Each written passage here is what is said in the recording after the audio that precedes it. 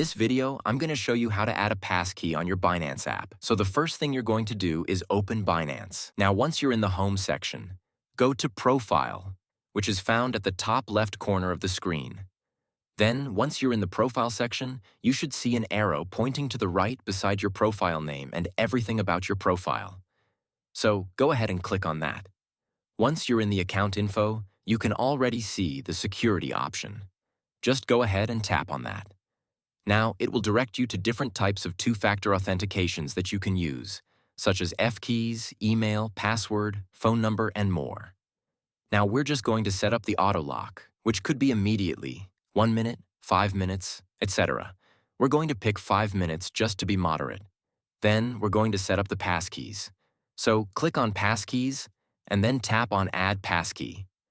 Now, it will need me to verify, so it will send a code to my Gmail. Once the code is submitted. And there, it's already added. You can also try to verify using passkeys for important scenarios like transferring, withdrawing, and such. That's it. You've already set up your passkey. You can also try to add more passkeys, but in this case, you must have complete identity verification and must have more than 100 USD worth of assets in your account. And that was it. Subscribe, it's free.